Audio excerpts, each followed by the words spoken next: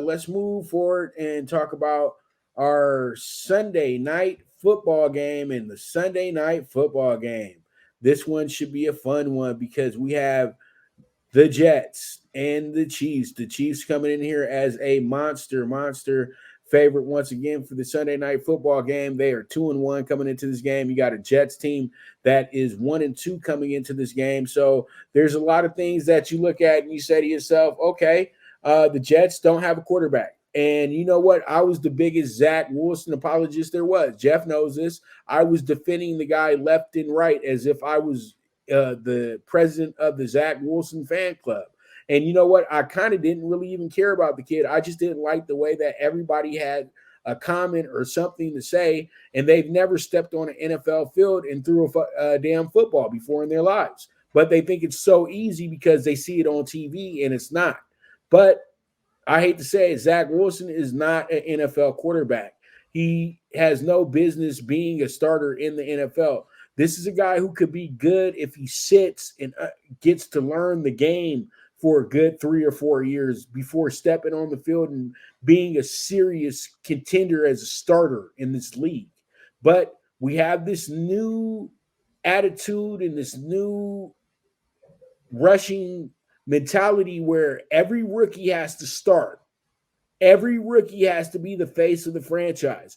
No rookie has truly earned their spot as the face of the franchise, the true leader of the team. They just get thrown into the spot because they led a bunch of guys in college. College and the NFL are two different places. And a lot of times you're leading guys that are younger than you. You're not leading guys that are the same age as you or older than you.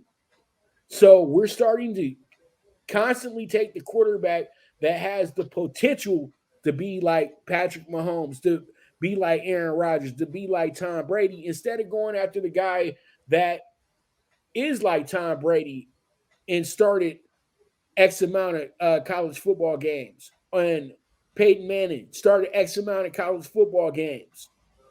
They forget those guys. And it's funny because those rookies actually did very well during the preseason. DTR, I think he started over 40 games at UCLA. The way DTR played, he played better than every single guy that was drafted this year in the first round. Why? Because he has the experience of the position. He's been in all types of scenarios and situations that can call for him to be a good quarterback. The quarterback position is tough.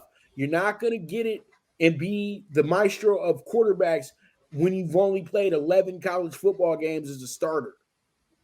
You know, it's tough, Jeff. It's tough. And they try to make it seem like it's easy. Cam Newton really made the bar really high because Cam Newton's a guy that needed only 13 college football games to be the number one pick in the draft. Well, 13 big-time college football games to be the number one pick in the draft. But Cam Newton is a freak of nature. It's different. It's not the same. So when I get down to this, I feel like the Jets defense is going to be the star.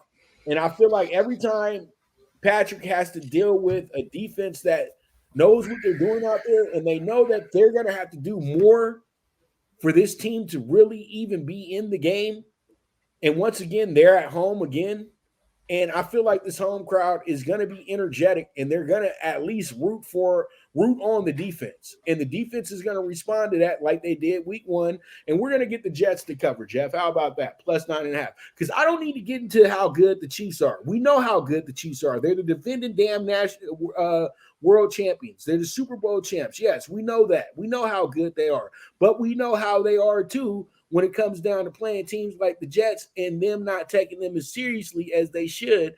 And you're dealing with a defensive team as well, too, which can give Patrick Mahomes fits. So I'm taking the plus 9.5. It's going to be a close, low-scoring game. Mark my words. Chiefs opening Thursday night versus the Lions, lay an egg. No Travis Kelce, no Chris Jones.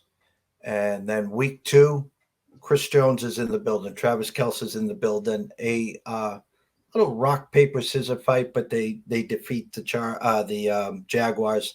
Then in come the Bears. They're just an absolute whooping last week. now on Primetime. The Jets have signed Trevor Siemian. So here's my gut. Passes the physical, learns the playbook. If he knows enough of the playbook, your starting quarterback for the Jets Sunday night will be Trevor Siemian. I think we've seen the last of Zach Wilson. With that said, my number was 9 with a 44. It's now 9.5 with a 43 in most spots other than South Point. Let's be realistic. By kickoff, this will be 10. The Sharps will be on the plus 10. The public will be on Kansas City. I bought the hook. I got the Chiefs -9. I just think a defensive struggle initially. Patrick will find some spots, whether it be Pacheco, whether it be McKinnon, whether it be Kels, whether it be Racy Rice, Sky Moore. It is what it is. The final score will probably be something like 27-13 Chiefs. I like the Chiefs -9 here, Pops. All right. I like. All right. So let's get into our final game, and that's going to be Monday Night Football. You